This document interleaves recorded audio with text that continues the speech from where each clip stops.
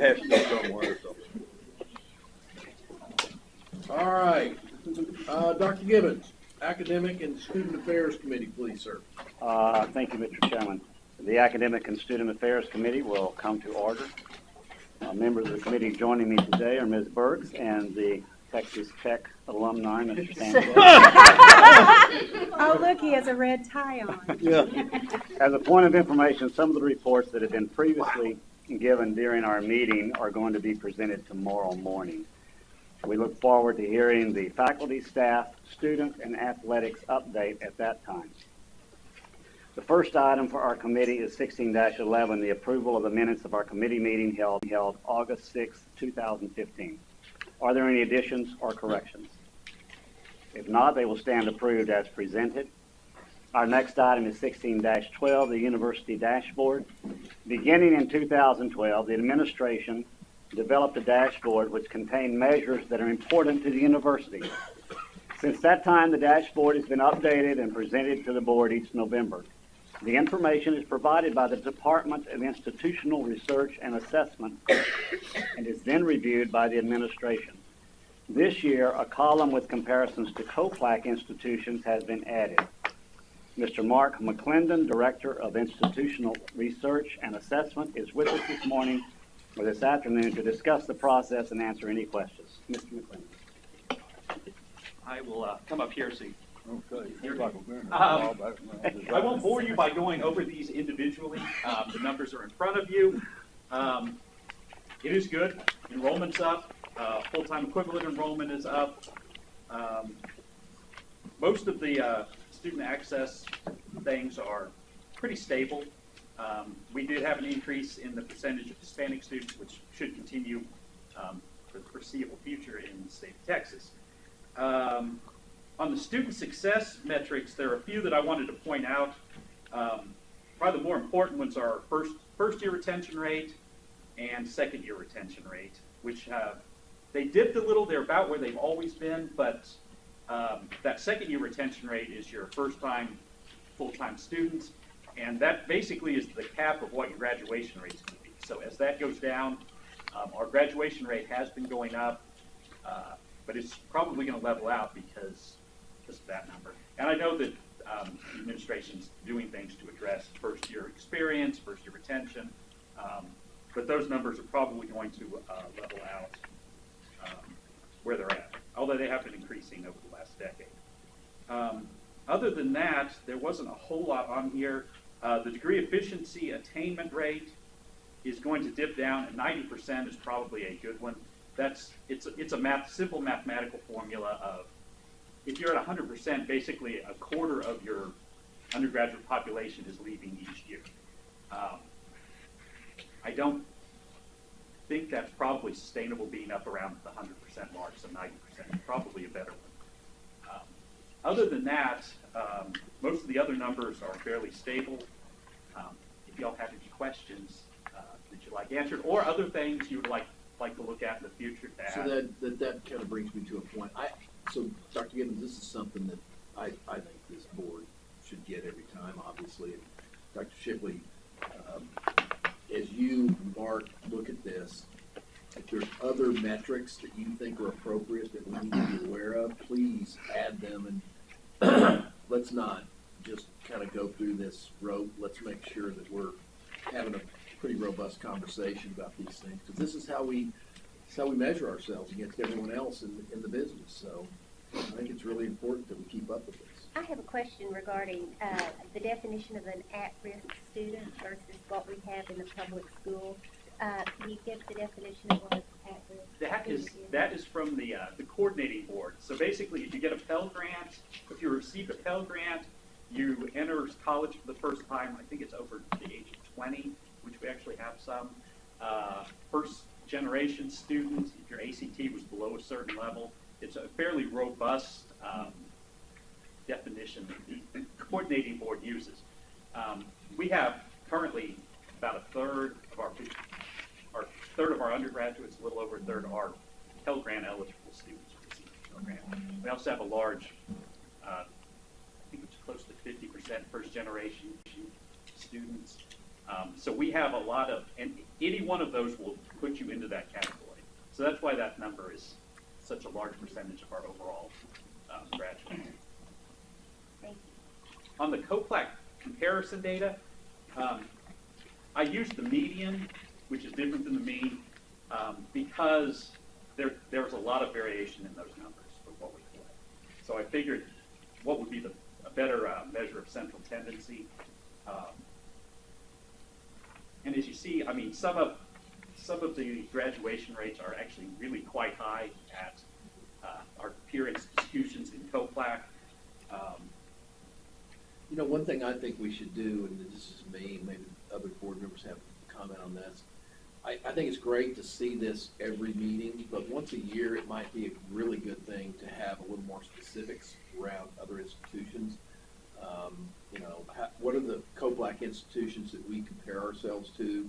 What are the state institutions we compare ourselves to? Don't limit ourselves to Texas, but you know, what are those? And look at, rather than looking at medians and averages and things of that nature, maybe looking at some very specific institutions, saying how are we measuring up against, you know, I don't know, Shepherd, Sonoma, I don't know, something like that. I think that would yield better results because we could get rid of some of the outliers in COPLAC that would. Well, and you guys can, I guess, converse about what you think Yeah. are those institutions that would be, I think, helpful. Well, at least it would be for me. Dr. Gibbons, I don't, you know, it's your committee, I don't know.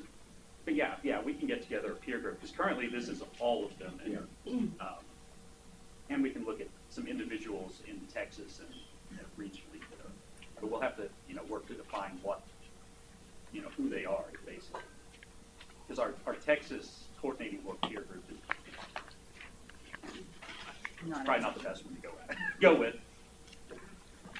And that's the information that you have in the front of your agenda, the online resume that the coordinating board does, but they have comparison numbers for us, but it's with those peer institutions, so it's the master's level institutions in Texas, but they vary.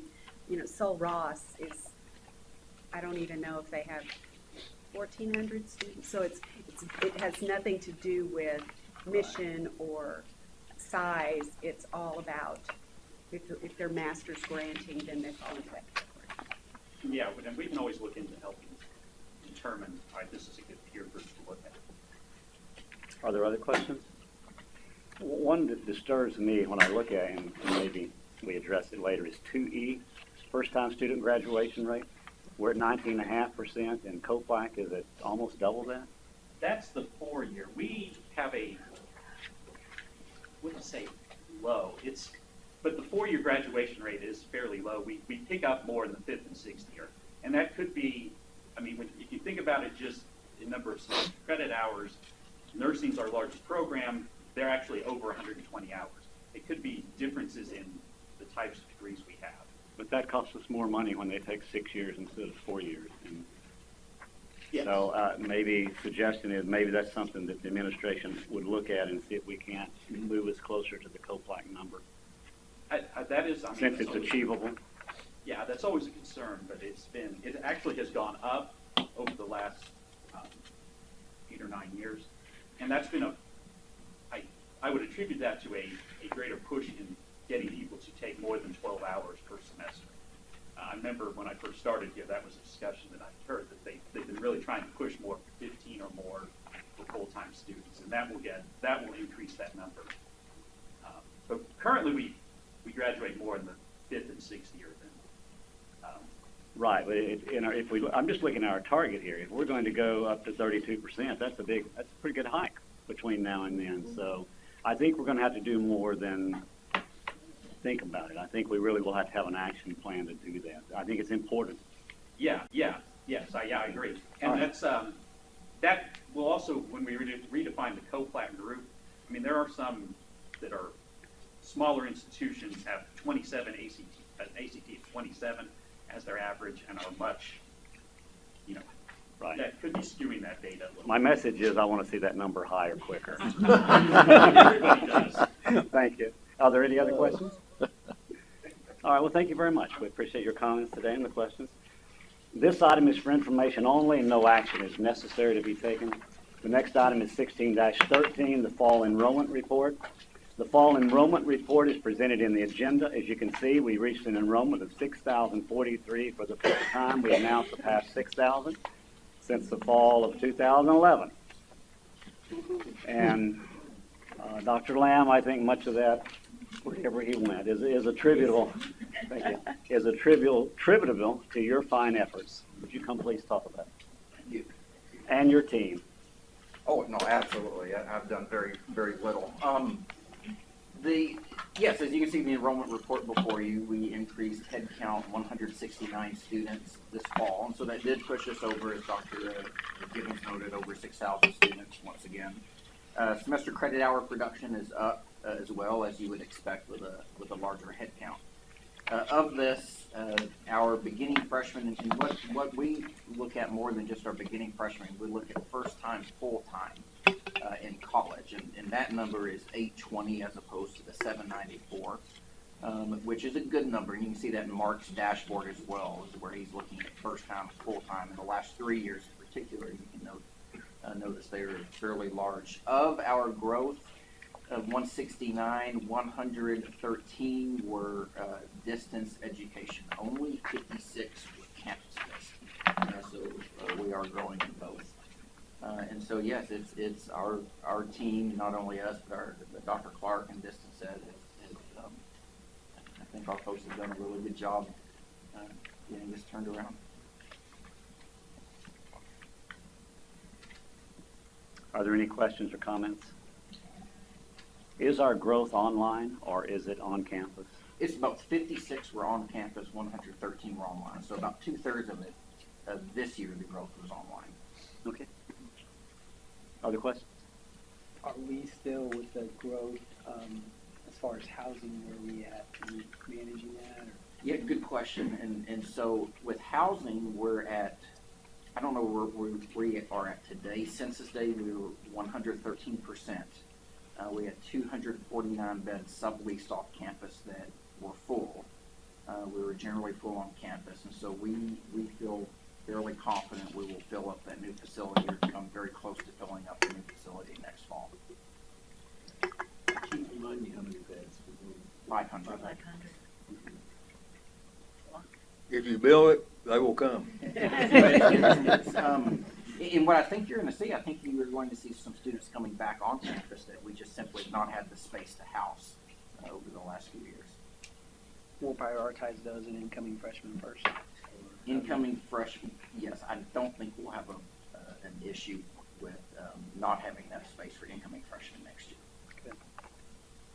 which has been an issue the last few years. Are there other questions? Thank you, Dr. Lamb. In the past, I think we've been very quick to point out things we needed you to do to work on the enrollment, so let us be very quick to, again, compliment all that you've done and the staff and how much this effort has paid off. It did not come easy, and our hats off are to you and the team. Thank you very much. It's all of our team. It's very little me. Yes, and to all of them. Thank you. This item was presented as a point of information only, and no action is necessary. Item 1614 is the December 2015 graduating class. The administration recommends approval of the candidates for December graduation as presented. There are 437 students on the list compared to 465 in 2014. Could I have a motion to approve this item? So moved. Is there a second? Second. Is there any discussion? We have a motion and a second. All in favor? Opposed? The motion carries. Item 16-15 is approval of the 2016-2017 academic calendar. The proposed calendar is presented in the agenda. Dr. Stewart, would you please comment on this recommendation? Yes, normally when we put forth an academic calendar, we usually put forth 2 years, so I'd just like to start by saying we're putting forth 1 year this year for the academic calendar, and that's for a number of items that we would like to consider, but for the 17-18 academic year. One thing I would like to say about this calendar is that we are planning our spring break at the same time that the Wichita Falls ISD has projected it would be their spring break because we try to line up with them in terms of faculty who have children in the ISD. One thing that you will notice is that our commencement date is December 17th. This has been discussed, but the reason why is that every 7 years our calendar resets. And so we're just in one of those years where the calendar is pushed later. And what I mean by that is we begin classes later. We begin classes on the 27th of August, where we have begun a little bit earlier in other years. We're keeping the same number of contact hours in terms of teaching, so that's not changing. It's just the way the calendar is falling. Before we enter into discussion, could I have a motion to approve this item? So moved. Is there a second? Is there any discussion or questions? I just have a quick question. The date, it says Saturday, is that right? Yes, we start classes on Saturday. Okay. We have a few online programs that start on Saturday, Okay, but the actual on-campus really starts on Monday. thank you. Looking for Megan with student comments. She had a class that she couldn't miss today, so she'll be back. Okay. What impacts does this have on starting earlier or later, whatever? Well, the coordinating board has set a date that the earliest we can start is August 22nd. And our second summer term ends on August 11th. And we need some turnaround time for the students in terms of financial aid, getting their grades in, some admissions requirements, making sure that students who needed these grades from summer school to be academically eligible for the fall, we need time to get a turnaround. So we're actually just having 1 week, actually it's about now 8 days, and actually 5 working days from the time summer 2 ends and we start our fall meetings. So we're not taking any additional time there, it's just the way the calendar is falling. So my understanding was that the students had a concern about being impacted with this, but what I hear you saying is we're only having 5 working days as it is to pull in one and pull together the other. Yes. Okay. Yeah.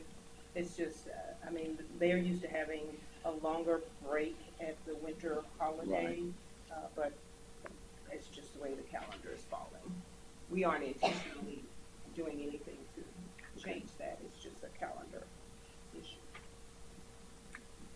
Is there any other discussion or questions? We have a motion and a second. All in favor? Aye. Motion carries. Item 16-16 is a change title of International Studies major and minor. The administration recommends changing the title of the major and minor in International Studies to a major and minor in Global Studies. Dr. Stewart, would you comment, please, on the recommended changes? Yes, this is we're just following best practices.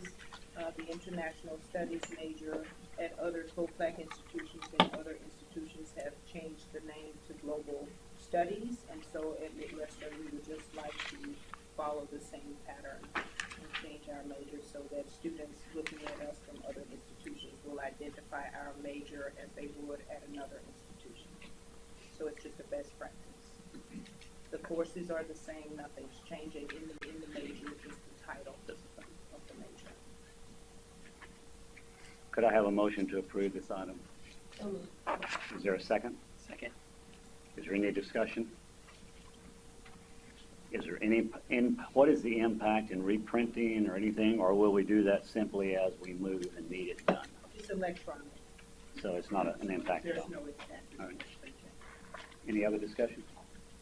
We have a motion and a second. All opposed? All in favor? All opposed? The motion carries. Item 16-17 is admissions policy changes. Changes to the MSU admissions policy for the fall 2016 admission decisions are recommended for approval in the agenda. Dr. Lamb, could you walk us through these recommended changes, please? Yes, sir. So, in order to give some context to this recommendation, I'd like to walk you through, just real quickly, the evolution of our thinking along it, and then certainly happy to answer any questions. We initially began, believe it or not, looking at this as more of a processing concern. We are backed up roughly 2 weeks in our admissions processing right now, just because of the volume. We've increased volume over the last few years so much, we are backed up about 2 weeks. And so we started looking at, essentially, is there a category of students that we are admitting anyway, and we could streamline the process. And what we found is, indeed, students who rank in the top 25% of their graduating high school classes, we were admitting 95% of those students. Now, of that 95%, 80% of those, and by the way, we looked at this for the last 4 years.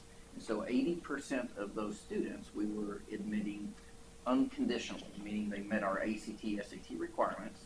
20% we were admitting unconditionally, meaning they did not meet our ACT, SAT requirements, but we felt their portfolio, in particular their class rank, was strong enough that we admitted them to the university. So then we asked ourselves the question, okay, if we look at admitting the top 25% automatically, is this going to be a windfall of students for us? And what we have found, or what we found is, over the last few years, we would have matriculated an additional 14 students. So this is not at all a way that we see to gain student enrollment. It is a way to alleviate some of the pressure on our processing staff. But then we decided to look, okay, how successful are these top 25% students that we are admitting conditionally? In other words, they did not meet our ACT, SAT minimum requirements. And what we have found is that their GPA after 1 year is the same as the GPA, a little bit higher than the GPA of all unconditionally admitted students. Okay, so success-wise, they were doing fine. And then we asked ourselves a little broader question: what does this mean for Midwestern? If we change this admissions policy, what does this mean for Midwestern? Well, we started looking into the literature, and we knew this, but we pulled some literature to reaffirm that there is quite a bit of empirical evidence that class ranking is a better predictor of college success than standardized tests. And most of us who work in higher education knew this, but we pulled that to reaffirm that to ourselves. We also pulled the literature that reaffirmed to us that there is a socioeconomic bias with standardized tests. Okay, and so standardized tests does affect students negatively from lower socioeconomic classes. And so that was important to us as well, is that we are able to admit a more representative group than what our current policies allow. We then looked at Texas. Are there other Texas schools that do similar? And there are. There are a number of public institutions in Texas. One in particular admits the top 50%. We're not recommending that. Many automatically admit the top quarter. And then we looked at co-plaque schools, because we are a co-plaque school. And interestingly, a number of schools, it's more difficult to do in Texas for a number of reasons, but a number of schools across the country have gone to a holistic admissions policy. And what that essentially means is you do not have stated minimum SAT or ACT scores. You still require them, but you do not have minimum stated. You look at their application on a holistic level.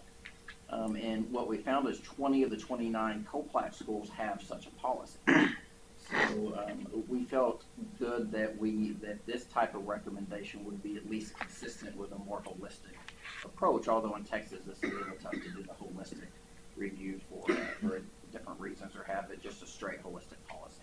And so we thought about all that, and we thought at the end of the day, this is again comes back to the central issue of processing and helping alleviate some of the pressure on that staff, that we thought this was a very low risk move for us.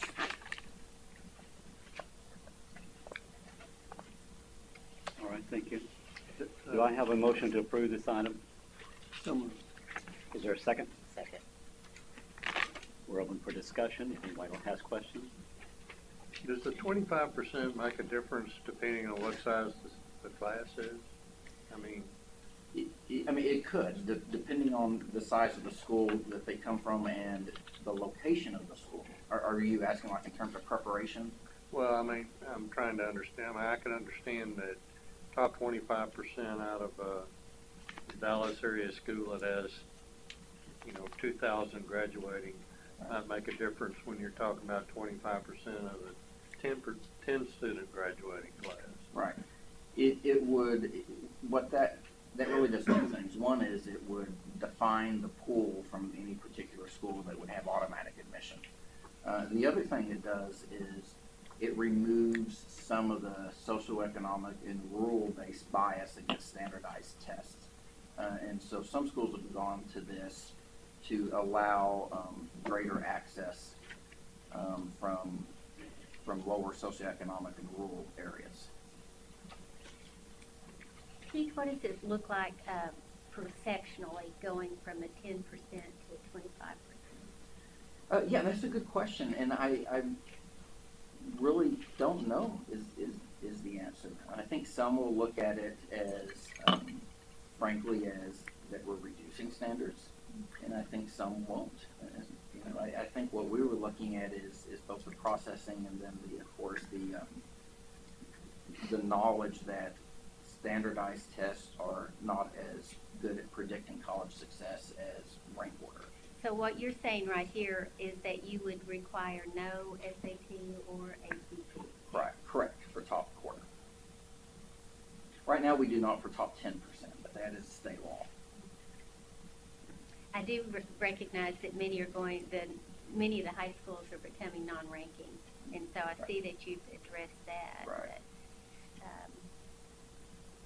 I have just, again, it's more perceptional than anything else, but if it only makes a difference or an impact of 14 students, I thought perhaps your reasoning was so that we would have an influx of students. I think it helps us shape our class better. I don't see this again as a windfall of students. I do think it helps us shape our class a little better and become more representative of the state of Texas, again, because of the socioeconomic bias in standardized And tests.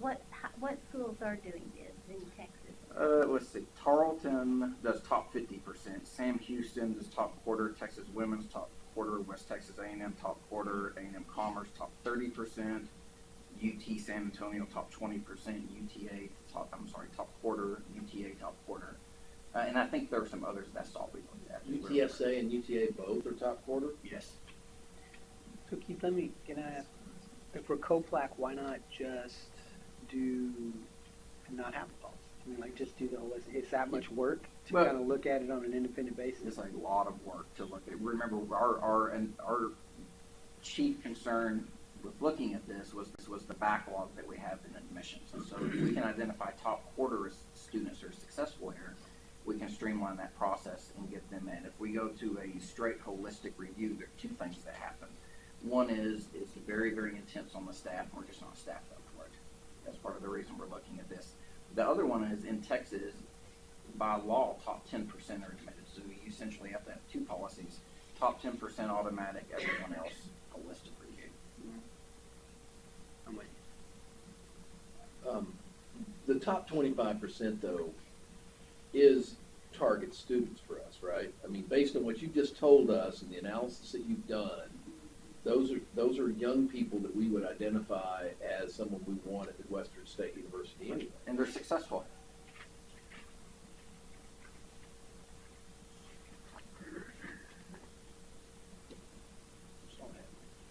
Are there other questions?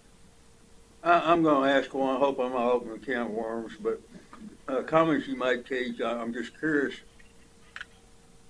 You said that the SAT, ACT is biased against socioeconomic groups. How so? I guess I don't understand that. Sure.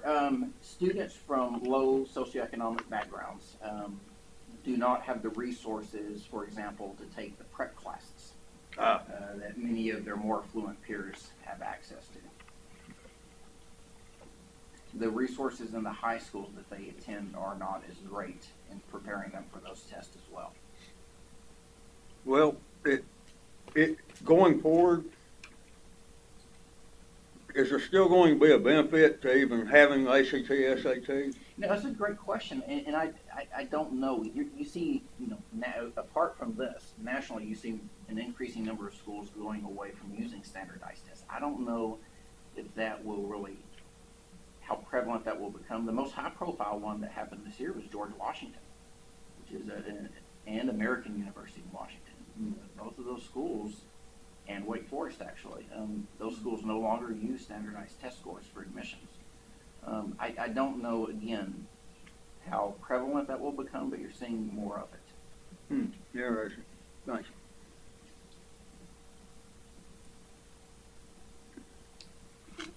Dr. Lamb, I have a lot of trouble with this, and I do teach high school now. One, I fear it does lower our standards, whether we're doing that, whether it affects 4 students or 14. It appears to be a lowering of the standards that we went to a lot of trouble and quite a bit of pain, I think, in enrollment several years ago to try to raise the standards. But probably an issue that bothers me more is to try to prevent bias in one area, we're biased in another area. Now we're going to say, well, here's a student who was in the top 25% of a class of 10 students who gets in and their SAT score is 6. And I tell you, well, my SAT score was 50, and I know I know what they are, but, and you're going to say, well, no, we picked this other person because of this rule. I just see this as opening a can of worms that I don't think I want to go there. I certainly understand that. We're doing this with the understanding the state of Texas already does that for the top 10%. There's already that law on the books. So there already is that type of bias somehow. But on the flip side, by our policy, we are biasing against lower socioeconomic students. Well, you're only biasing, though, because of, and I understand the statistics are, and I do teach in a very rich school that does a lot of prep. And what you're saying is true, that they have all this prep, and they score considerably higher. Because I actually do tutoring in one of these courses, okay? So they score considerably higher. Even knowing that's true, I cannot endorse this approach. I just am very uncomfortable with us opening a can of worms, that's all. I think, and I certainly respect that. That's certainly fine. I think we have a can of worms open on the other end just by the socioeconomic bias that we know exists in these standardized tests. I think also the evidence, and the empirical evidence is very clear that class ranking is a better predictor of college success, which is our ultimate goal, than is standardized test scores.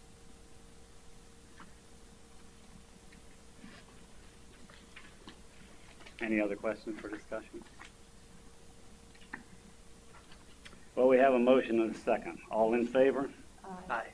Opposed? I'm opposed. So does the motion carry? Because we have It 2 carries, others. but it wouldn't go to the consent agenda because the Okay. committee isn't approving it. Okay, I am opposed. Okay. Thank you. And it'll just be considered again tomorrow outside of the. Okay. For everybody to vote. consent That's fine, I got it. Is that okay? All right, yeah, We okay with works. that? Okay. Yeah, works. Item 15-187 is the policy manual changes. A new policy regarding consensual relationships is presented for approval in the agenda. Mr. Maka, please, would you comment on the proposed new policy? Mr. Chairman,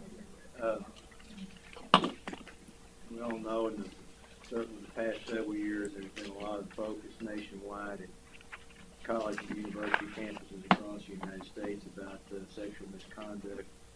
And there's been a great wave of action by universities and colleges to implement sexual harassment type policies. And this policy deals with consensual relationships.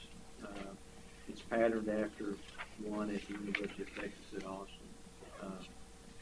And David Carlson here, and I really appreciate him. We vetted this policy through the faculty senate. They unanimously approved it. We vetted it through the staff senate, and they also approved it unanimously. It really constitute the best practices. Dr. Stewart mentioned that connection is another item that y'all acted on, but this really is, in a sense, the best practices approach. And in a kind of in a nutshell, what it involves is that having an employee that's in a supervisory position that has a consensual relationship with a subordinate, be it staff, be it a student. That's an MSU employee. Under this policy, that employee would have a responsibility to come forward and tell his or her supervisor that he or she has a consensual relationship with an individual, staff or student, so that supervisor can then make appropriate accommodations to remove that supervisor from that supervising that individual because of the potential for sexual harassment, also a lawsuit. And so most universities across the United States have a policy very similar to this. We don't have anything that we felt there was a need to address it, so that's why. We currently have no policy about it. No. So what do we do when that happens? Well, we would address it the best that we could, but it helps having a policy in place. So that's why we want to put the policy in place.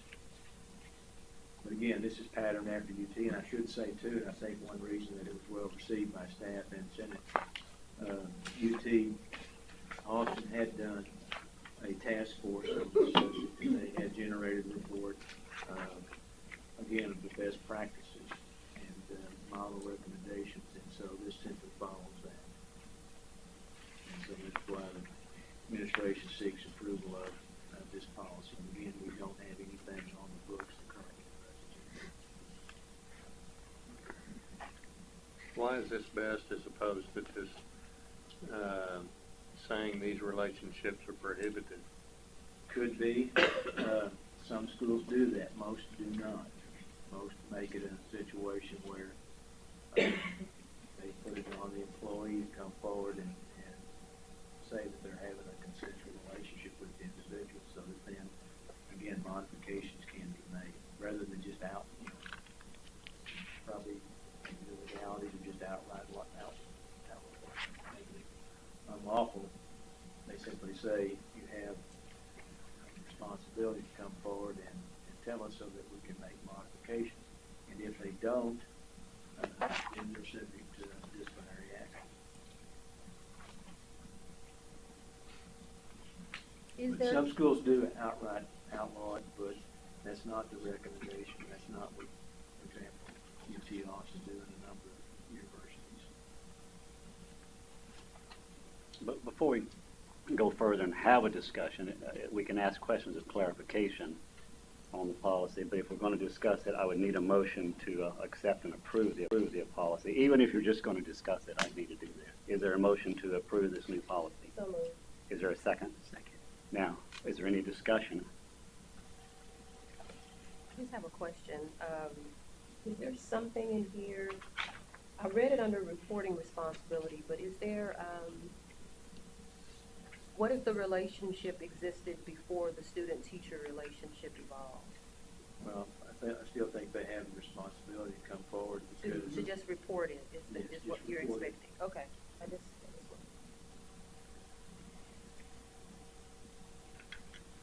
Other questions? This would just apply in a situation where you have somebody in supervisory capacity and somebody who's in a position of potentially being supervised. So what happens if somebody reports this?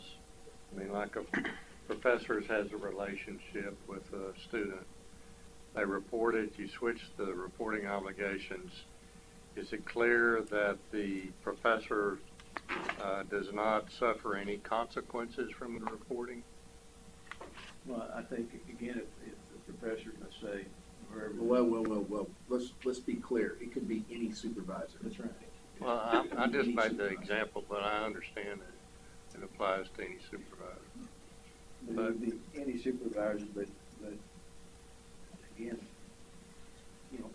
upon the modification. This, to me, this makes it sound like that if you report it, that you're kind of scot-free. No, not necessarily, because then the supervisor of the reporting employee would then have to review the situation and make a determination of what modification would need to be made. So, are you saying that it's at the university's discretion, any decision that would be made from that point forward as to either disciplinary action, continuing employment, whatever it was? I mean, it would be up to that supervisor, that person's supervisor, to decide what action to take would be appropriate to remove the potential for this relationship. Again, if the relationship goes south and the subordinate individual then complains sexual harassment, that would be the concern of the university, is that the university was aware of a potential situation. It did go south. The subordinate individual complained, files a sexual harassment action. What did the university do to prevent this? Barry, isn't it true, and this may be beyond your purvey, but that in the workplace as a whole, not just in the university setting, this type of policy is the evolutionary policy, is so in connection with consensual relationship. It is. I know it is in the workplace that I came from at KPMG, but I'm just saying that it's something that's coming up more and more and more. Best practices, and again, I think, it's kind of come late to universities and colleges, but in the last several years, because of the sexual misconduct we've seen across the United States, you're seeing more and more action, more and more policies like this being adopted by universities. Again, we don't have anything currently on policy for this. Are there other questions? Well, I understand the need for the policy. I understand the direction the law and all of this is moving in connection with it. But with respect to this particular policy, it's not clear to me that if you have that situation and it's reported, that you could not necessarily have. If I was somebody reading this policy, I would think, well, if I've got this relationship, I just report it and that's the end of it. It'll be resolved by maybe getting somebody else to supervise it, but I'm not going to suffer any consequences.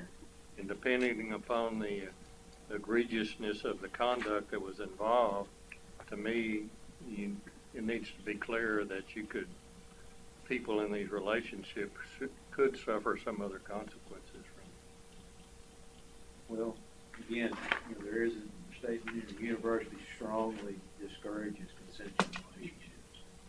Strongly discourages it. Well, I understand that. But, again, what ultimate action is taken would depend upon the conduct and would depend upon whatever modifications the supervisor determines are appropriate. Giving that individual leeway is to decide what would be appropriate given the circumstances.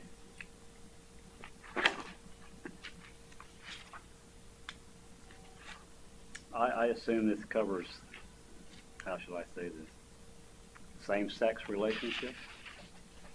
It involves any employee that's having a consensual relationship with a subordinate. Is this enforceable? For instance, I can see a professor and a student, which you might think of that as in a different way.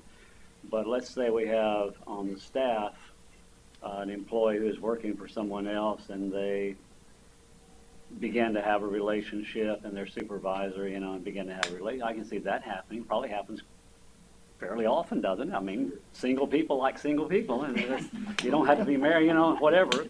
So is this policy enforceable? Yes, I mean, if they don't report it, Okay. it could be disciplinary action. Not very good at this, Emma. Sean said this is not just unique to universities, this is in the private sector as well. So yes, the policy could be enforced. Will we enforce it? Who will enforce it? Well, again, if it's brought to light, if it's brought to the attention of the supervisor, then the supervisor should take appropriate action. If it's not, and the supervisor finds out about it, the supervisor can then, take action because the individual did not report it. So if a dean or vice president gets wind of some relationship, it's their responsibility to make sure that they get the facts on it, and we would hold them accountable for not doing that? Whoever their supervisor is, someone would have to. Well, I might be 2 or 3 levels above. I'm just asking, and they would be responsible for not knowing or for not following up when they knew. Okay. Other questions for discussion? All right, we have a motion and a second. All in favor? Aye. Opposed? The motion carries. Mr. Chairman, that concludes the business of the Academic and Student Affairs Committee, and it's been one of the most varied discussions I've ever had. Perfect. Thank you, Dr. Gibbons. Mr. Bernhardt, Finance Committee, please, sir. Thank you, Mr. Chair. The Finance Committee will now come to order. The members of the committee here today is Mr. Crosno, Dr. Gibbons, and Mr. Gregg. First item is 16-20, is the approval of minutes for the Finance Committee held August 6, 2015. Are there any additions or corrections? If not, they stand approved as presented. Our next item, 16-21, includes the fiscal year 15 end summary of financial reports as well as gifts received September the 1st. These reports are presented in the agenda, and I would like to highlight some of the major gifts received since our last meeting.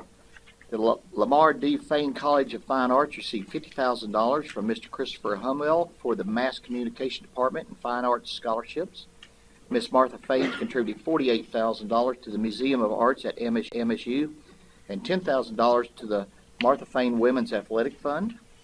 Mr. and Mrs. Joe Prothero donated $30,000 for the Aiken Music Series.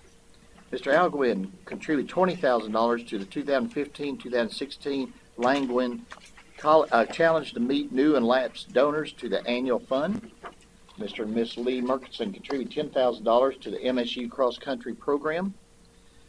Mr. Frank Jarrett with the Sanier Foundation contributed $10,000 to the MSU Student Ambassadors Program.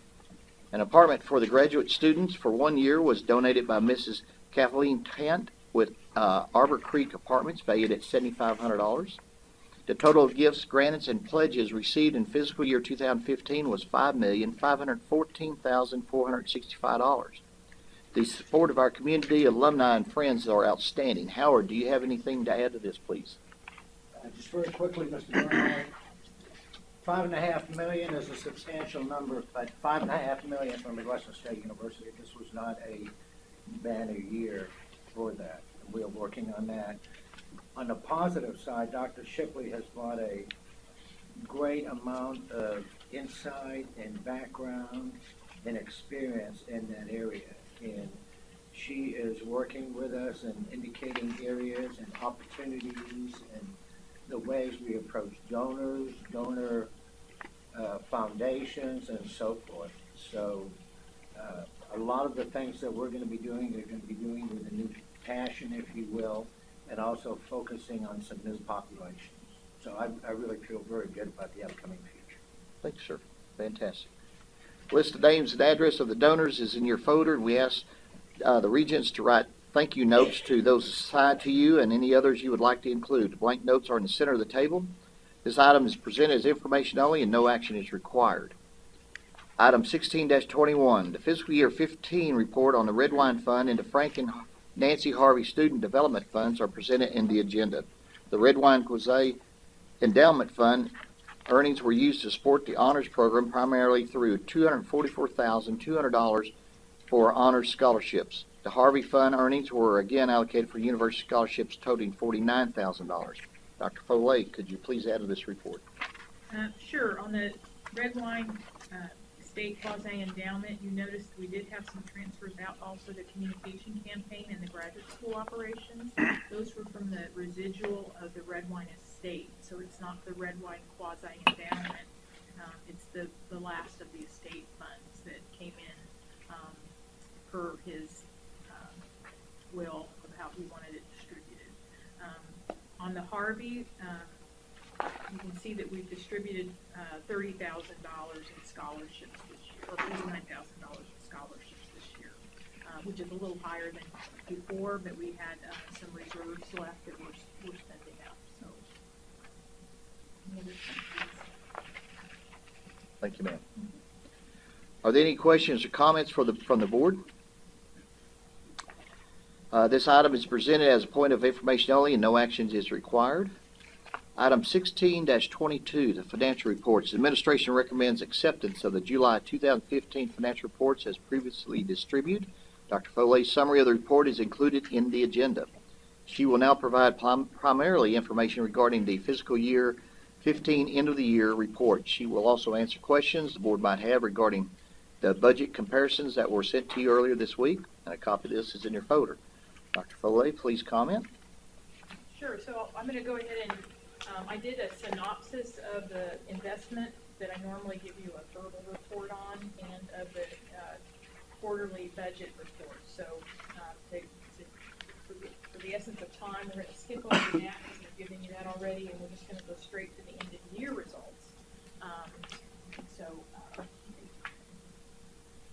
Christy, you want to go ahead and do this? Yeah.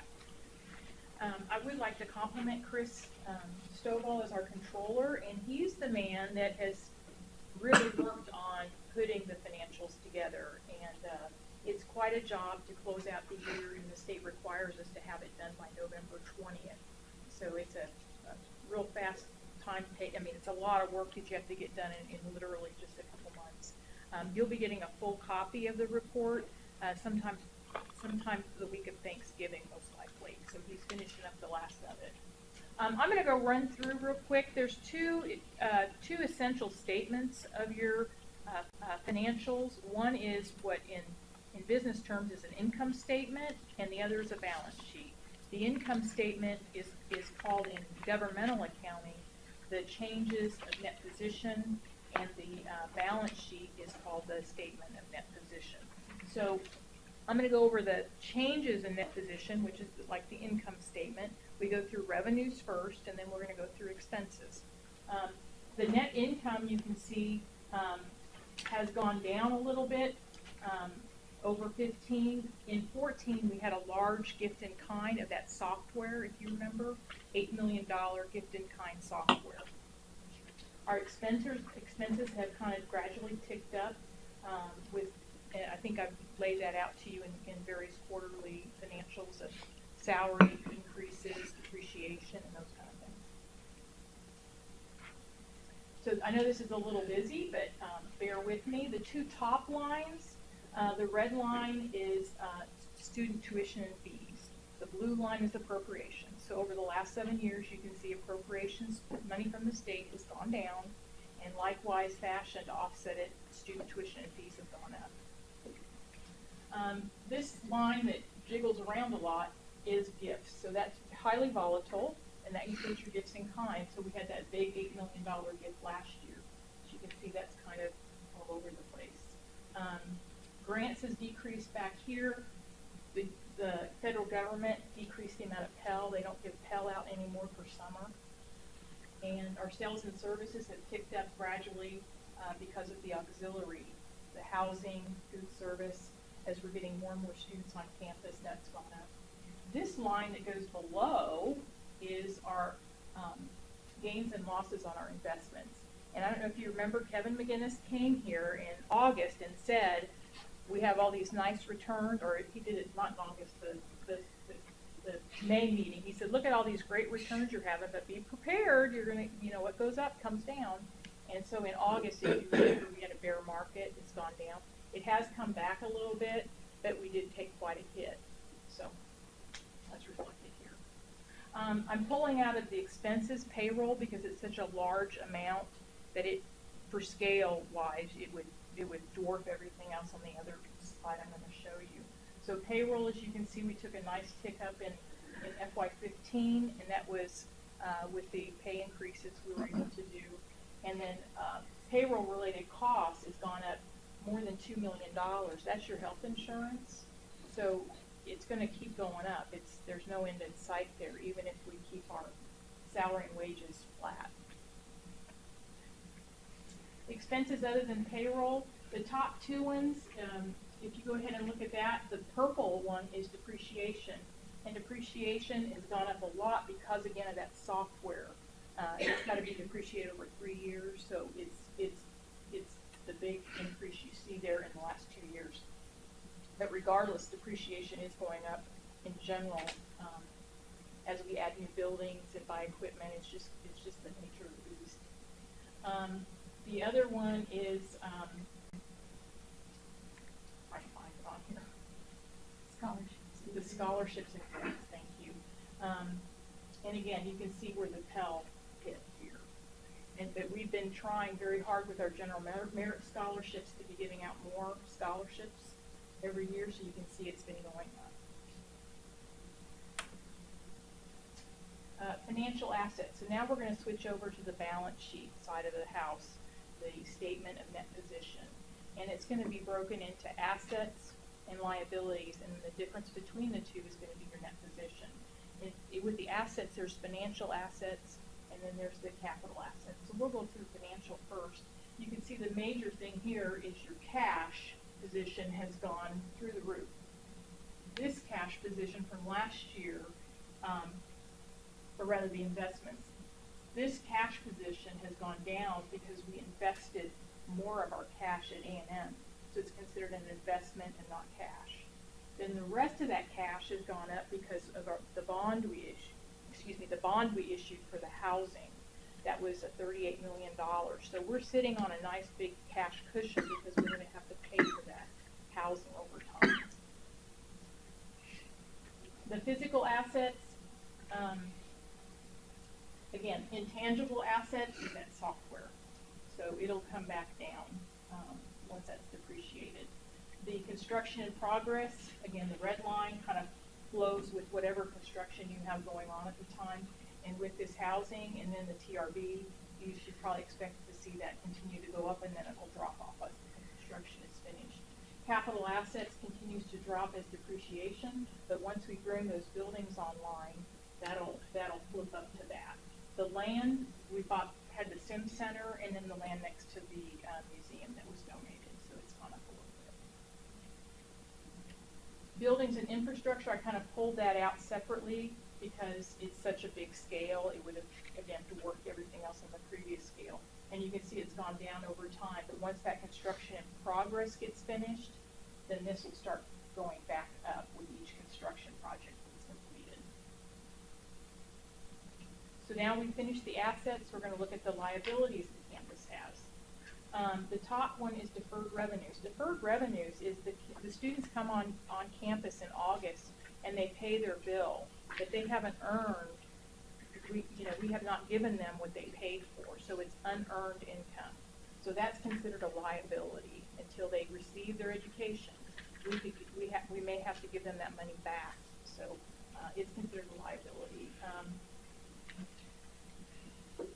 Accounts payable has gone up just as a function of expenditures overall, and others is bonds payable within the year that they're still outstanding, so it's a small amount, and again, it's flat. Non-current liabilities are primarily your bonds payable, the big bonds that you owe, your debt that you owe. And again, it's gone up with the bonds that we issued this last year. So now you can just see overall, we add everything together, and you can kind of see overall the assets, where they've been over time, and liabilities. The difference between the two is going to be your net position. And you can see it kind of grew here. Our net positions increased from where it was back here, but now it's shrinking a little bit. And there's a reason why that is. I don't have to go to the next one. So here's our net position. Net position is broken out into three different areas: capital, restricted, and unrestricted. The capital will float with your buildings and depreciation. Unrestricted is this one. And it took a big hit, primarily because I warned you a while back about the new the Governmental Accounting Standards Board Statement 68, which we have to book the pension liability. So the Teachers Retirement System of Texas has a trust fund that's 82% funded for future retirement payouts. That other 18% that's not funded, they have now pushed that out to everybody that's participating in TRS, all the agencies. So that's our share, and our share is $9.4 million. It's about $9.5 million. Yeah, $9.4 million. So that's a direct hit to our unrestricted net assets. Our unrestricted net assets are your reserves, and that's your primary reserves. The restricted assets are going to be your endowments that you can't really take and do much with because they're restricted. So this is the number this is the thing you really want to look out for. We also had a little bit of hit on investment. The gains and losses is also reflected here. So that's another piece that went down. It went down almost $12 million. Okay. So as a percentage, and that's what we talk about when we look at reserves. Sorry, I just have a question. Where I just came from, the state had done the same thing. I think it's important that the board know we're not booking it because we're going to pay it. We're booking it because we're carrying the state's debt. And if the state legislature in the future chooses to pay off that debt, then our budget will change. But it's not that we have that much less money. It's an accounting It's principle. just an account, it's on the books. That It's is not- happening across yes, the United exactly. States. Everybody's Okay. got to do it. As TRS gets better funded, every year that number is going to change depending if the liability is growing or shrinking. So it's going to go up and down. I lost my train of thought there. Sorry. There's going to be at the end of 18, fiscal year 18, so in a couple years, there's going to be another statement that's coming out, GASB 7475, that we have to book the post-employment health insurance benefit. So the employees' retirement system is where we get our health insurance. They're going to go in and calculate how much everybody's retirement guarantees are, even though there's nothing in writing and there's no trust fund. They're estimating it's $24.7 billion that we're kind of guaranteeing to all these retirees and future retirees, and therefore we'll get our piece of it. So our piece is going to be as big, or if not bigger, than the one we just did. So be prepared for that in 2 years. Our bonds, they have taken this into consideration, so it should not affect our bond rating, which is the thing you want to worry about. But with this amount of unrestricted, if you pull off that liability, the retirement liability, we're at 3.7 months of reserves. And you really should probably stick between 3 and 4 months. So we're okay. Okay.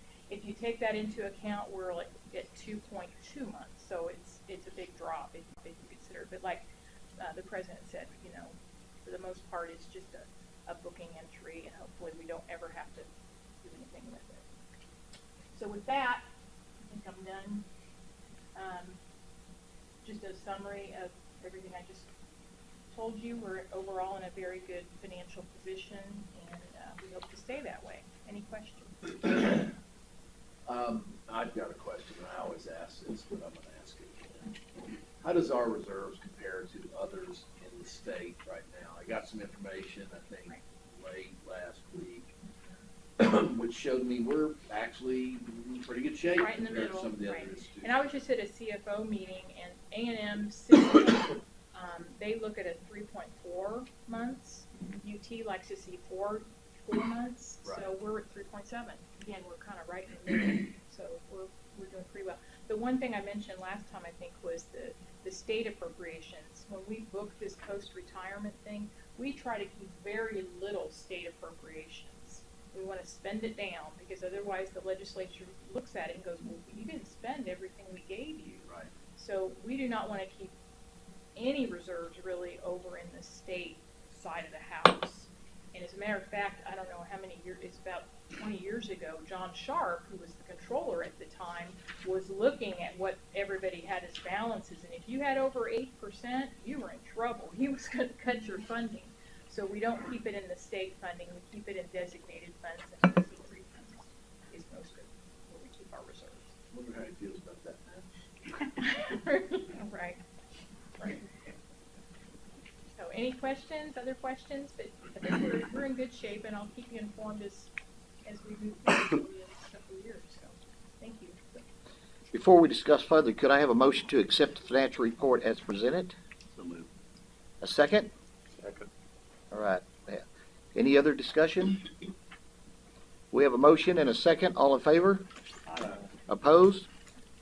Motion carries. Item 16-23, the investment report. The administration recommends acceptance of the fourth quarter fiscal year 15 report. Dr. Foley, summary report. Can you please expand on this? Again, just as, because I took my time up with the AFR, I did a little synopsis for you if you want to read through that. It's what I would have probably just said for you verbally, so in the essence of time, it's in your book. So please let me know if you have any questions, send me an email. I'll respond to it. Okay, could I have a motion to accept the investment report as presented? So moved. Second? Second. Is there any discussion? All right. We have a motion and a second. All in favor? All opposed?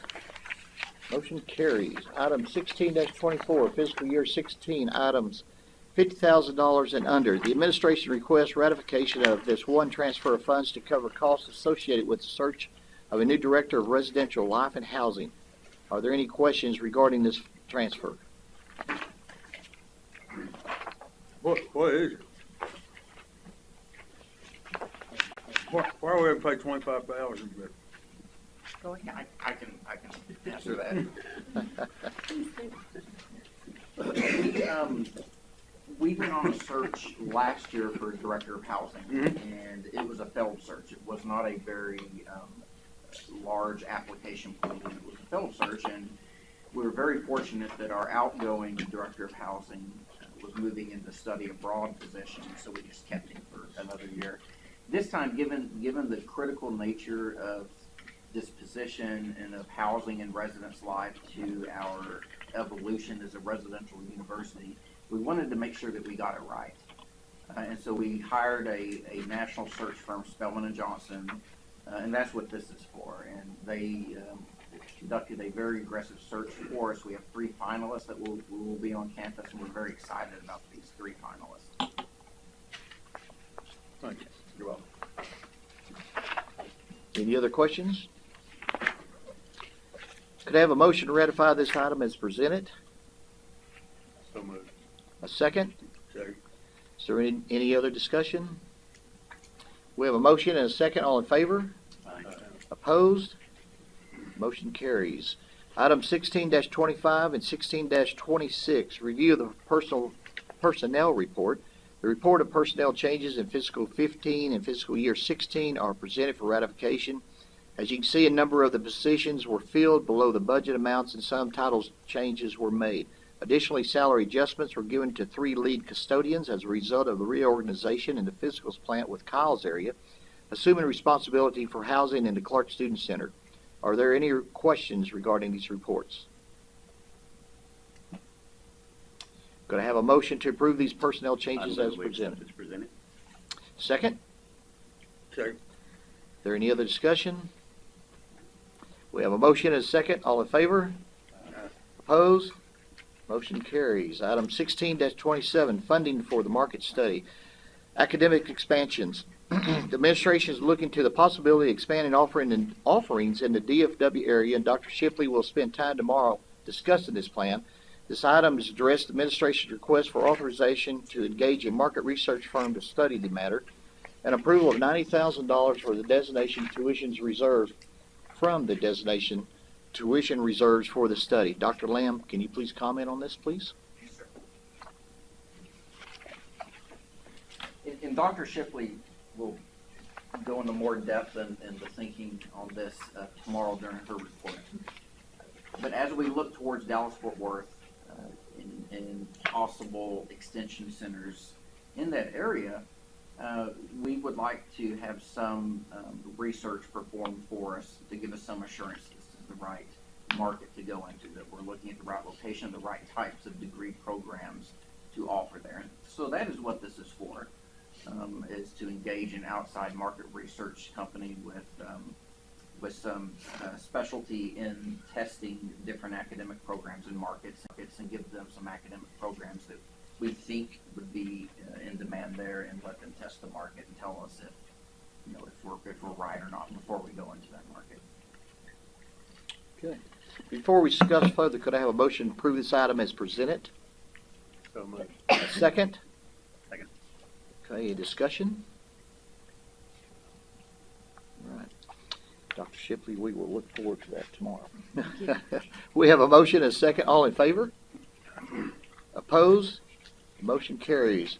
Mr. Chair, that concludes the business of Financial Committee. I'll have to say that it's one of the easiest financial meetings we've had in a long, long time. Yes, you did it marvelously. Not as exciting as Dr. Gibbons. Dr. Gibbons did have an exciting committee. Yes. Mr. Sanchez, Audit Committee, please, sir. Thank you, Mr. Chairman. The Audit Compliance and Management Review Committee will now come to order. Members of the committee here today are Mrs. Burks, Mr. Gregg, and Mrs. Marks. First item, 16-28, is approval of the minutes of the committee meeting held August 6, 2015. Are there any additions or corrections? If not, they stand approved as presented. Item 16-29 is the 2015 report on the university's historically underutilized business contracting. Dr. Foley, do you have anything to add to this report? If you look at the report, we're doing quite well on our historically underutilized businesses. The one is the construction, and I expect with all the construction contracts we'll be letting out over the next few years, that will be well in compliance. Are there any questions or comments from the board? This item is presented as a point of information only, and no action is necessary. Item 16-30, Contract Management Activities Year-End Report for 2015. The agenda provides information regarding the contracts that were processed through the contract management system last year. Barry, do you have any additional comments? Just a couple. You have the chart there, and it shows the contracts that have been processed historically. When I came here, we did not have a repository, and we started that up and really beefed up our contract reporting requirements and tracking those contracts. But anyway, it's really been good because Senate Bill 20 that just passed legislature that Debbie told us about, I guess it's a time or two ago, board meetings. But anyway, Senate Bill 20 has a number of requirements in the contracts. It's a real game changer for us. It's going to necessitate a lot of additions. But one of the things they required was a repository, which again, we were ahead of the game there. And so we're able to track those and monitor those as well. But in the last fiscal year, we had 428 contracts. We've got a total of 1,714 in the repository. I think it averages out about 35 a month that we go through. But Senate Bill 20, again, we've got board meeting coming up in February, and we're really going to have to roll our sleeves up and beef up our policies, because Senate Bill 20 added requiring the governing boards to add policies, different ethics matters, conflict of interest, audit, training, contract review, delegation. It also requires us now to generate the contract management handbook. I think we're okay there, because one of the things we did when we changed our policy, beefed it up, we required me to come up with contract administration procedures. And I think we can just roll that over into a handbook because it's pretty thorough. We'll be able to do that. The other thing, though, that Senate Bill 20 talks about that we'll have to do is we'll have to put in place policies for a compliance program. We're talking about that. We've been working on that, but Senate Bill 20 is now going to require that the board specifically adopt a compliance policy. So we've got some work to do, in that regard coming up. But, that's all I have really on the, at this time on the, contracts, the, fiscal year 15. Are there any questions or comments? I would just add, from my own perspective, obviously, I appreciate your foresight very much. I think that you really put us in a good position with what you implemented at the onset. You have good vision, so I would just ask that you continue to employ that. I have to give a shout out, thanks to Steve Shelley though, purchasing director. He's been working with him from the get-go, and he's the one that implemented that. And also Tracy Nichols, who keeps me on task. We meet every Wednesday to review, try to get the contracts out, get them going. So it's a really two-person gang over there, but they do a great job. All of this has been added, and really no additional personnel. But they do a great job, and they're the ones that really process those contracts on a day-to-day, week-to-week basis. They do a great job. We'll get it done. Pass along our appreciation. This item is presented as a point of information only and no action is necessary. Item 16-31, audit compliance activities. As the agenda indicates, the Director of Internal Audit's position has been posted and is currently being advertised. This week we added an advertisement with the Texas Government Finance Officers Association through the Texas Municipal League website. While we are without an auditor, the university is contracted with outside auditors to ensure the required audits are being taken care of. Barry and Chris, do you have anything to add regarding audit and compliance activity? I would say while Chris is coming up here that we did get a second applicant this week, so we're moving along. We're real happy about that. And hopefully with the additional source that we posted, that we'll get more. So we'll see. But we've got to and talk a little bit more about that as far as hopefully we'll wait a little while and get some more applicants, and then we'll review those and then make a recommendation to the board, and y'all can interview the individuals. But Chris has, I think, some further information. Thanks, Gary. In August, you were provided an update on internal audit and compliance activities and priorities. I just want to quickly update you on the status of some of those as this internal audit position is vacant, to reassure you that we're taking care of those in the interim. One of the top priorities was to bring the university into compliance with the investment report audit, which is required by Government Code 2256, or the Public Funds Investment Act. Excuse me. And it's required every 2 years, and that report will be due in January 2016. The statute allows for an internal auditor to conduct that audit, or an external firm can do that. So due to the vacancy, we've previously issued an RFQ to an outside accounting firms, and I'm pleased to report that we selected Weaver, an accounting firm out of Dallas-Fort Worth area, based upon their extensive experience with higher education, and specifically with higher education investment audits.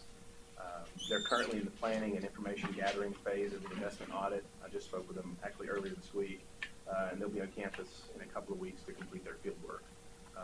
They should have a report issued by year end and are aware of the time constraint, which will fully bring us into compliance with the State Auditor's Office, as well as the Public Funds Investment Act. We're hopeful too in selecting Weaver to cultivate a pretty strong relationship with them. They're a firm that specializes in a lot of other compliance and risk assessment areas. We've identified as some areas that we think are very important for the university, such as IT, payment card industry or PCI, construction and other risk advisory services. And construction is a great segue because of the significant amount of construction we've got on campus and will have in the next few years. We're hoping to develop an RFQ for construction cost management in the future, and that was also presented at the August meeting as a top priority. Also in August, Barry indicated that the State Auditor's Office would be on campus to work on the benefits proportionality audit. I want to provide you with a brief update on the status of that and a timeline for that audit. The state auditors were on campus during the last week of August, conducting interviews and performing the planning and information gathering phase of the audit. On October 20th, they sent their initial fieldwork data request to the university, and all of that information was due back to them by November 3rd. So with the help of IT, Human Resources, the Payroll Office, and the Controller's Office, as well as the Budget Office, we were able to come up with everything that they were asking for by the deadline. So they have that in their hands, and they'll be reviewing and completing that fieldwork phase of the audit over the next several weeks. It should be completed by next month, and that report should be in our hands and released in February, with a management report due a little bit before that, so they'll give us time for a management response. One of the other focuses of internal audit and compliance group in 2015 has been to create an employee hotline for reporting fraud, waste, abuse, ethical violations, and other employee misconduct.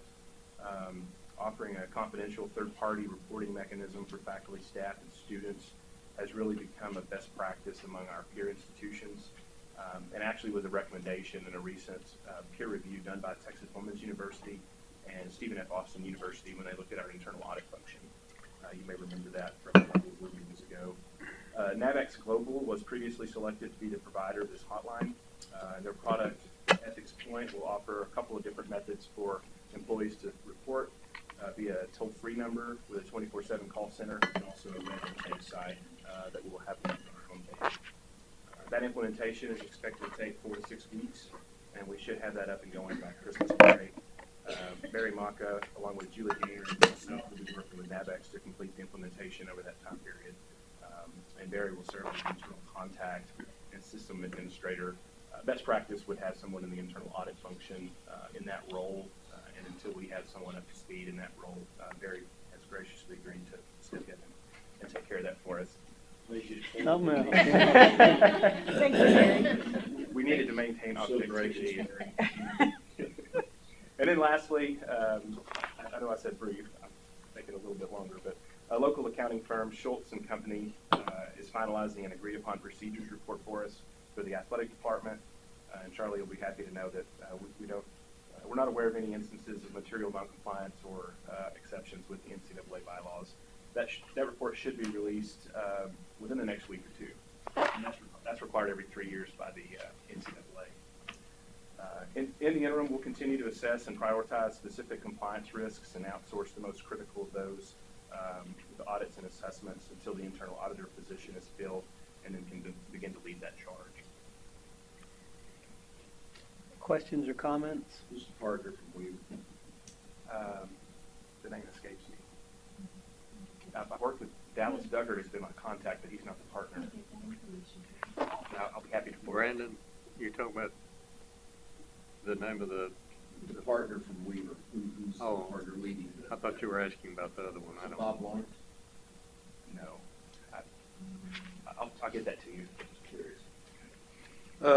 We're having a call board meeting next month. Would it be appropriate to, as an agenda item at that meeting, to perhaps choose an internal auditor at that point? Sure. Hopefully we'll have some more applicants and interview them and get that done at that time. Be great. Do we have to approve the internal audit? Well, Our plan was for the committee, because we're changing it to where the auditor is going to report functionally to the board. Okay. Yeah, so it would be best. Yeah, I agree. Wow, I think That's the way it's supposed to we'll work. have a hand in it. Okay. Yeah, I think the biggest piece that I would just remind the board is obviously, I want, first of all, thank you guys for all the hard work you're putting in to cover. Second is that as a board, this is direct liability. It's written into the law. We all signed the paperwork. This is our oversight. This is a person who's our touchstone to do it, and we don't have one. So big thanks. And that we get good candidates and somebody that we can rely upon, because that structure, it is going to change. And we're going to have to rely on that individual heavily, whoever he is or she is. Well, when Sean retires, he's going to do it. Well, that's fantastic. No. That's with a capital N. This item is presented as a point of information only. No action is necessary. Thank you, Chairman. Item 16-32, internal audit charter. Last year we informed that our internal audit charter needed to be updated in the absence of the staff auditor. Mr. Maka took one other thing as his responsibility for developing this document and proposing a new charter, and it is presented in the agenda. Barry, please go. Thank you, Mr. Chairman. The internal audit charter is a formal document that defines the internal audit activity's purpose, authority, and responsibility. The charter establishes the audit activity's position within the organization, including the nature of the chief executive's functional reporting relationship with the board, authorizes access to records, personnel, and physical properties relevant to performance of the engagement, and defines the scope of internal audit activities. Final approval of the internal audit charter resides with the board. One reason that I really think it's imperative that we take action with regard to our charter, as Mr. Chairman mentioned, it's not been updated, hasn't been updated since 1988, and in the peer review that was done over a year ago, peer review said you guys need to update your charter. And one of the specific points, and you might look at the charter in your materials, one of the specific points they raised in the peer review was done by an auditor from Stephen F. Austin State University and an auditor from Texas Community University. We're very grateful to them for doing that for us. It should be done about every 3 to 5 years. We hadn't done it in a while. But probably their number one recommendation was that position reports directly to the board, should report directly to the board. The board should be the ones hiring the internal auditor. And so the auditor reports directly to you and administratively to Dr. Shipley. And that's what this will change, because that's the way it should be done. But added, kind of updated a lot of things and mentioned previously Senate Bill 20. Senate Bill 20 also had some additions to the internal audit requirement. And those are mentioned in here. Second page, the second to last bullet, bottom of that page, I specifically mentioned in here Senate Bill 20 because the auditor is now going to have to annually assess our compliance with Senate Bill 20 and the provisions that are in Senate Bill 20 that deal with contract management policies that y'all are required to adopt. And so that's going to have to be done every year. The auditor is going to have to report to the state auditor, how are we doing? Are we complying with Senate Bill 20 requirements? So it's really fundamental that we do that. We also put in there the top part of page 2 about consulting services. Again, that was a recommendation that we include in our charter, the consulting services. Page 3, we mentioned external peer review, part of the charter. Again, that's best practices required. Needs to be done once every 3 years. And we put it in there. Again, appreciate Regent Jeff Gregg reached out to him to make any recommendations of this, and because of him we beefed up, included some fraud provisions in there. That's the page 3, the third from the bottom bullet point, to include those as well, which again are mentioned by Senate Bill 20. So we really beefed it up.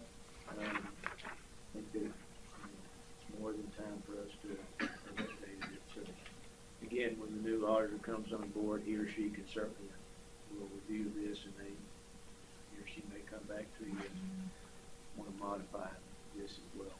So I think we needed to address it right away, because if nothing else, because this board should be the entity that hires the internal auditor, and the internal auditor reports directly to you, just as I know.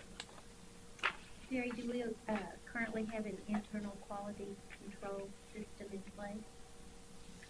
Well, I don't know that we do, but one thing we're required to do, supposed to do. I'm not sure what you said. It's going to have to happen. Well, before we discuss further, can I have a motion to approve this charter as presented? So moved. A second? Second. Is there any other discussion? Barry, the last bullet point says prepare the annual report required by this act before November 1. Has that been done? Well, annual reports, probably not. But I'm trying to think, Kevin, if this is Senate bill deal, then it won't be due until next year. If not, it might be a Senate Bill 20 deal. Let me point something out. What Chris just did for us, does that not meet the criteria of an annual report?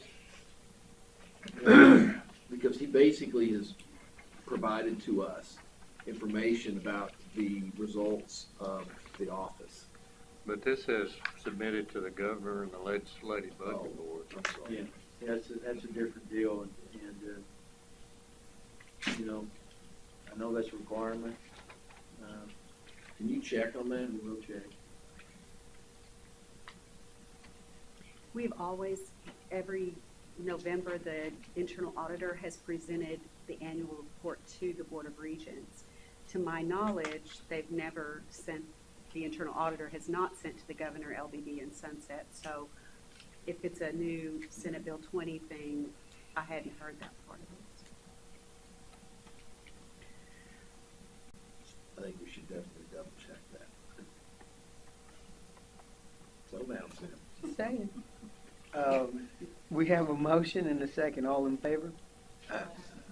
Opposed? Motion carries. Item 16-33, affiliation agreements between MSU and the MSU Foundation, Inc. and the MSU Charitable Trust. I visited with Suzanne and Barry yesterday, and they feel that while we are moving toward a conclusion and finalizing these agreements, they prefer waiting until February to present these agreements to the board for approval. With that said, there is no action to be taken regarding this item at this time. Chairman, this concludes the business to come before my committee today.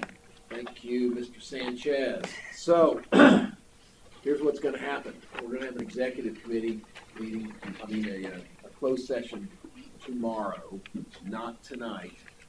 So that concludes the business of our meeting today. See you at 9 o'clock in the morning and at dinner tonight. Thank you. Yes. No, you got to come to dinner, don't show up at that o'clock. But that we're done. We're adjourned.